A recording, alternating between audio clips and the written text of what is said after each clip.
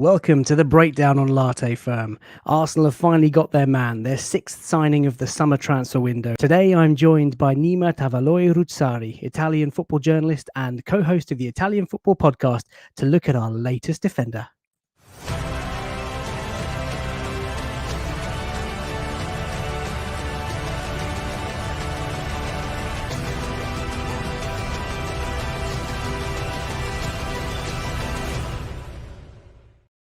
Nima, a very warm welcome to the firm. How are you? I'm good, thank you. It's good to be with you. Arsenal fans are very, very excited about our newest and sixth edition of the summer transfer window in Japanese defender Takehiro Tomiyasu. I've never seen him play, so I have to be honest with you, I'm very grateful in advance for your wisdom and your insight. But before we tuck into his stats and his playing style and what he might bring to Arsenal, for anybody who's unfamiliar with your work, do you want to just give us a brief introduction as to you and what you do, Nima? Sure, I'm an Italian football journalist, and I've covered the Italian football for 10 years. I started off my own by doing by starting off a website called Temperament.com, which covers Inter Milan 24/7 and in terms of news. And then I've also worked for, I do freelance work for Football Italia, for Forza Italian Football. I've done in the past for Goal.com, for Gianluca Di Marzio, Calciomercato, and now I just do Sempreinter.com, and and I run the Italian Football Podcast together with John Solano and Carlo Garganese, which is a bi-weekly podcast where we cover all things Italian football. Awesome. And there will be links to all of those in the description below. And by the way, for those of you guys who are watching this video, please do drop a like on the channel and a subscribe. It really is greatly appreciated. And Latte Firm has been nominated for an amazing award. Details are below in terms of how you can vote and how you can get involved. So I've already voted for you in that category. Have you really? Yeah. Oh, that's super. Thank you so much, Nima. I really take note, guys. Before we dive into his sort of player stats and his profile, what is it about him that makes him an appealing option for Mikel Arteta? Well, to be perfectly honest with you, I was a bit disappointed that he's leaving the Serie A, because this is a player who I really enjoy. He's a very modern central defender. I mean, if we look at how the trend has been the last few years, most teams play with a back three, and even teams that play with a back four play with rather quick central defenders. Who are good at whose movement and their ability to move laterally and horizontally is really important, and he does all that. I mean, let's remember, this is a player who Atalanta and Milan wanted to sign, but they couldn't, because they couldn't agree a fee with Bologna, and also because the player himself really wanted to move to the Premier League. That was a lifelong dream of his, according to his own admission. So I think that's kind of what decided him going. And Arsenal, despite your current woes, Arsenal are a big club and a sleeping giant. They're trying to build the Arsenal of the future, and by doing that, one of the advantages of getting young players, as AC Milan have done, is that they might cost a lot in transfer fees, but their wages aren't that high. And you can, there's space in the budget annually after you pay that. You make those payments for the transfer fees, and also there's also resale value. You can make your money back. So this just ticks every box. And to me, when I look at how Arsenal have strengthened this summer, that's clearly the strategy. They want to sign. They're building for the future, and I think that's probably a good place to go. I mean, after missing out on European football for the first time in forever, that's rock bottom. Now, whether or not Mikel Arteta is the person to lead Arsenal forward remains to be seen. I see a clear line here as to what they want to do. They want to play with a back three. They want to be a high-pressing, modern team. They want to be a team that retains possession a lot, and is very good at pressing high up the pitch. That's why they've got the players they have. I mean, the younger players they have, and I think this is something they're going to build on. And Tomiyasu is ideal in that, in terms of pressing as a central defender, because he's very versatile. So he can play as a central defender in a back four, but more importantly, he can play in a back three, both to the right, which I think in the back three, which I think is his more natural position, but also to the left. So it makes sense to me. It really does. Well, let's take a look at his profile. So, for people who are watching, I'm sure there are many like me who have never really seen him play or don't know much about him. Mm. So, on your screen now, Nima, you should be able to see a white screen entitled The Breakdown Takehiro Tomiyasu. On the left-hand side, a box that we know is very familiar to loyal viewers of this channel. We know that he can play right back, centre back. You've just mentioned left centre back as well in a 3. He's a young boy, as you've just said, 22 years of age, and he's a Japanese international. He's quite a tall chap for a Mm. fullback, being over 6 foot. But like you say, he's learned his trade as a centre back. So 6'2", plays predominantly with his right foot, has a decent passing accuracy, it's high up there with the average sort of Premier League passing accuracy. But of course, these are stats from SofaScore for Serie A. Last season, 31 appearances, scored a couple of goals. And in terms of duels won, just more than 1 in 2, but he's quite impressive in the air. I dug out a picture of him wearing Barcelona colours. Was he part of La Masia? Was he part of some sort of academy, or is this just a holiday snap in a Barcelona tracksuit? No, when he was 11 years old, because he was rather talented as a kid. When he was 11 years old, his coach in Japan invited him on to the Barcelona soccer camp, as it's known in Japan. And he impressed so much that Barcelona offered him a place on the youth academy. But the family declined because he was only 11 years old and they didn't want to relocate from Japan to Barcelona. So I'd assume that that photo is from that soccer camp in Japan that Barcelona held. Interesting. Do you know much about him, his education, sort of, what's he like? What was his family life like? Is he come from the sort of, the poorer end, the slums? Is it one of those typical stories, or actually was he from an affluent family and a very well-to-do sort of setup? I'd say they come from a middle class family. He's very down to earth, and he's very focused and motivated. I mean, he did come up in Japanese football at a very young age. He won the Asian Under-19 championships with Japan. He captained Japan to the final of the Asian championships, I think in 2019 or 2020, I can't remember, where they lost the final against Qatar 3-1. He was a captain in the final. He has leadership qualities. Despite his young age, and he's incredibly focused. He knows what he wants to do. I mean, he learned Italian very quickly when he came to Italy, and pretty soon after that, you had the lockdown and no one was allowed out, and he was completely focused on training and working out and improving his physique and his strength, and to come out of lockdown better than he was going into it. He's very he's coming there, he's coming to Arsenal to build a career, and he's there to work hard and deliver on the pitch. He's had an impressive rise. Obviously, you talk about his international appearances and what he's done at a young age. He made his debut in the J League at just 17. I mean, what was his introduction in Italy like? How has the education been for him? Was he a hit straight away, or has he taken his time to really settle at Bologna? Well, I personally think that he's done really well given who he's been coached by. Sinisa Mihajlovic, was a fantastic player, but in Sinisa Mihajlovic's head, Sinisa Mihajlovic is a genius coach, and he's not. He's nowhere near that.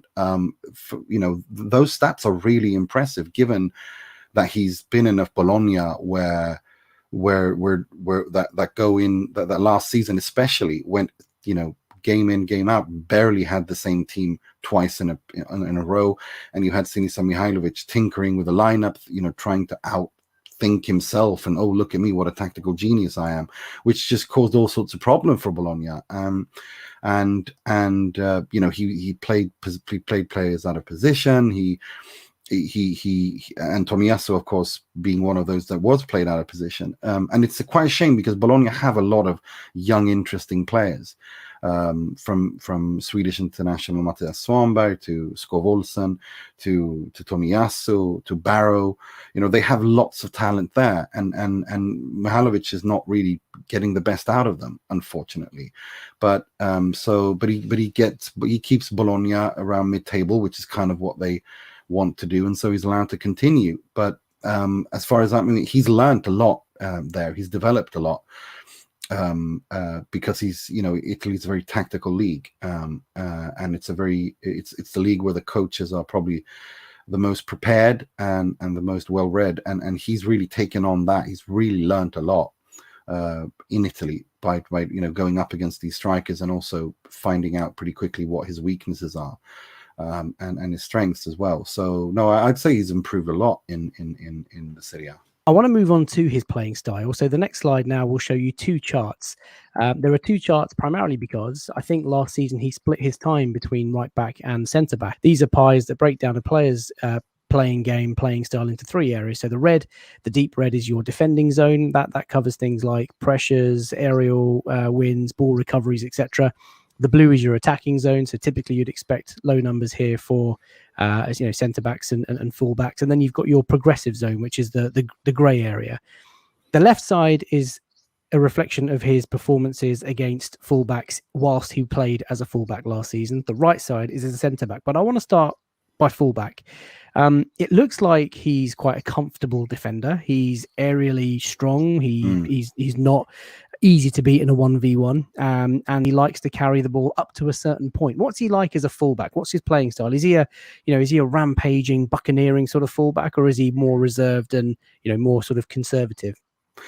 I'd say he's more of a conservative fullback, but I don't see him playing as one or a wing back at Arsenal. From what I understand, I think Arsenal are going for that back three, and I think that's the hybrid role to the right of that back three is where he should play, and I think these numbers support that. He's good at defending, and he's good at his read of the game is good, but it can definitely improve. But I think that's these stats are actually just verifying everything of having watched him play. He likes to transport the ball up until a certain point on the pitch moving forward, and then handing it over to the midfielders and the wingers to take over and create. He's not more. I think that's an aspect of his game that he will probably develop. Runs from deep. Because playing at Arsenal, given that most Arsenal are a team that want to dominate possession, they want to impose themselves.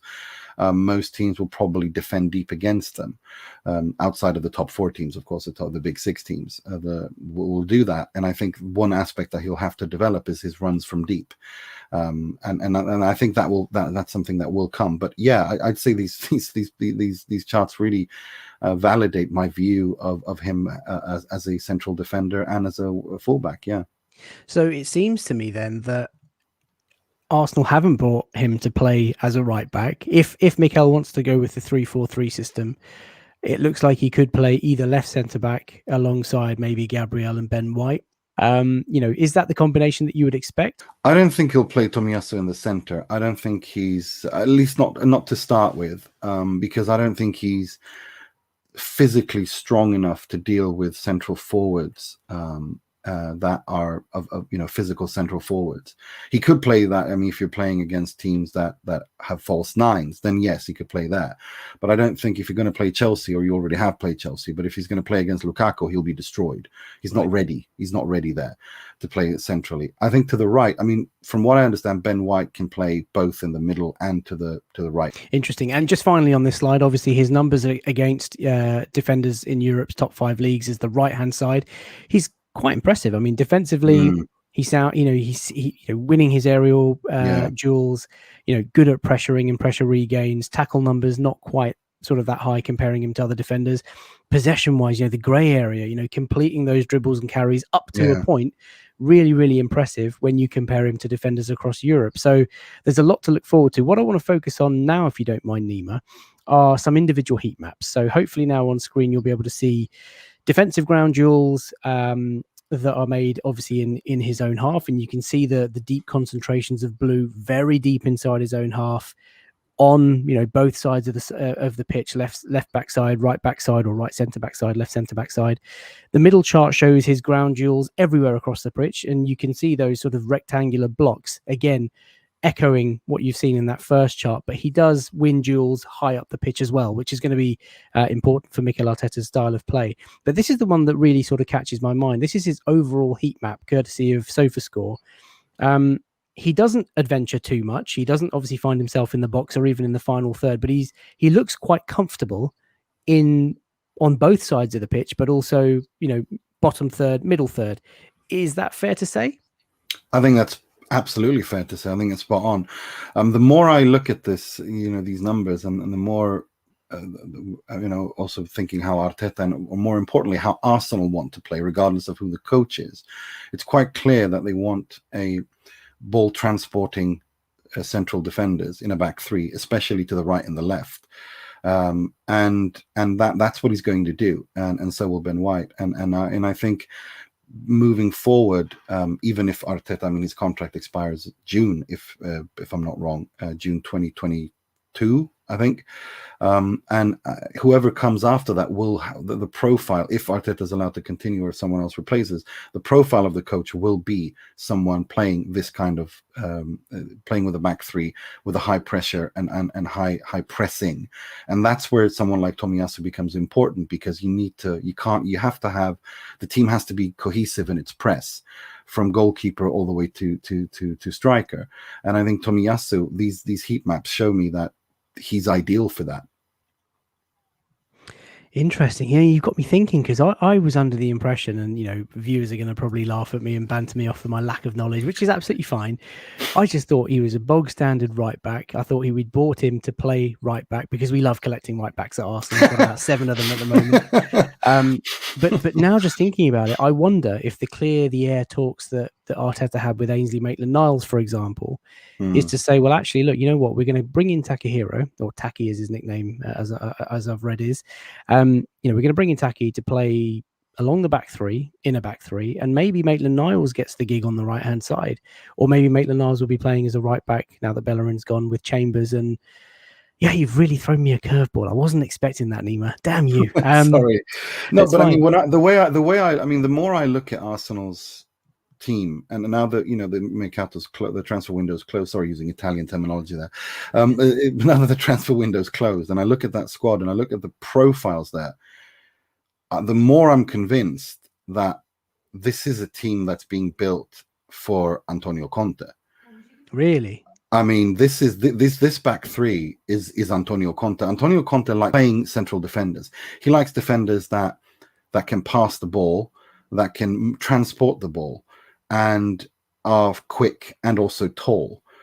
He wants he wants to have at least one physical presence in midfield, like N'Golo Kante, Nicolo Barella, Arturo Vidal. Someone who runs around and is more of a physical and whose stamina just never, like an Energizer bunny, never stops running. That's what he wants from his midfield. But his central defenders, he wants them to be ball playing. He wants them to be intelligent. He wants them to be comfortable passers, and he wants them to be tall. You saw that at Juve with Bonucci. You saw that at Inter with Bastoni and De Vrij. This is what he likes to do. And then I look, and the more I look at that, and to be honest, the only thing you're missing is really the Lukaku kind of type, the Giroud, the Lukaku, the big guy up front. To me, this just screams Antonio Conte. There is no way that Antonio Conte is going to take over mid-season. That's just not going to happen. That's not what he does. And also, he's just recently signed a contract with Sky Sport Italia to be their pundit and expert during Champions League and international breaks for this season. Gosh, you got me thinking all sorts of things. Just going back to Tomiyasu, I want to finish off the slide deck by looking at his passing style. So this is obviously something that Mikel Arteta is looking for, as you mentioned, from our ball-playing centre-backs. Passing zones, where he's making passes most often, you can see on that first chart. Again, he doesn't like to adventure too far into that final third. He's very comfortable inside his own half. He looks comfortable, and there's a big concentration on the right side, just inside the opposition half, but nothing further. The middle chart is where all his passes were attempted. So the rectangular blocks shadow the first chart, but you can see the blue arrows. Might be quite faint on your screen, but he's making passes quite comfortably from within his own half, within his own box, inside his own box, both, across to both sort of flanks, very comfortable on the ball and passing the ball up the pitch. And the final chart is basically showing the end location of his progressive passes. So very rarely getting balls into the box, but very comfortable at playing it down the channels or, up towards the wide men, which I think you kind of alluded to. Does any of this kind of surprise you, or does it just further reinforce what you've already said? Yeah, I feel this completely reinforces everything I've said. This is what I expect him to do, and this is what I've seen him do for Bologna, who usually play with a back four. The only time they played with a back three was when a couple of times when Mihailovic thought he was trying to out Guardiola Antonio Conte, and they got absolutely hammered. I do think, I know Arsenal fans are at the end of their tether, and they have every right to be. Because of how things have been the past few years. But I do think that there is an embryo here of something exciting that is being built, and maybe not this season with Arteta, but moving forward, whoever you bring on, it'll be interesting for sure. I mean, this all sounds really encouraging, right? So he's a young defender, very versatile in terms of position. Comes across as a bit of a sound, safe bet on the ball defensively. Doesn't like to sort of rampage forward, which, when you look at Kieran Tierney buccaneering up and down that left flank, it might be quite nice to hold a bit of shape Yes. at the back. What's his temperament like? I mean, what's he like on the pitch? You talk about him pressing, is he quite aggressive? Is he a ferocious tackler, or is he quite clever, intelligent? Has he got a lot of finesse to his game? What's his style like? He presses high up, but he's composed. I'd say he's composed. He's a thinking central defender. His read of the game is really good, and I think that's something that he need to improve as well, but also it will serve him well, because the tempo in the Premier League is much higher than the Serie A, and I think you need to be able to read the game really well in order to keep up with that. But yeah, no, I'd say he's very composed character, and he always knows what he wants to do. And in terms of development, you talked about his physical development. He's got quite a big frame on him, 6'2", but he's not the strongest. Anything else that he perhaps could work on? No, I'd say exactly. I wouldn't want him to lose speed by gaining too much muscle mass. I think that would be a waste. But I do think he needs a couple of kilos to kind of impose himself as a defender. But he is strong in the air, and he's a big guy. But yeah, I think it's that balance, isn't it, between how much muscle mass you put on and how much speed you lose. And I think that's something for the physios to work on, to improve a little bit, because I think that would just that's something his game would really gain from. Maybe just 1 or 2, 3 kilos in muscle mass would be enough. You talk about speed. It's something that I've not quite covered. Is he quite a rapid sort of player? I mean, he's obviously got a big frame, but is he quite fast on the ball, off the ball? He's not a sprinter, but he is fast. I think mainly in the sense that his read of the game really helps him to always, anticipate where the ball's going to be and on what he's supposed to do. So I'm really excited to see how he gets on at Arsenal. I think that the problem at Arsenal, I mean, I've watched Arsenal's games a few, this season, and it's a tactical issue more than anything else. I feel that Arsenal aren't a cohesive unit.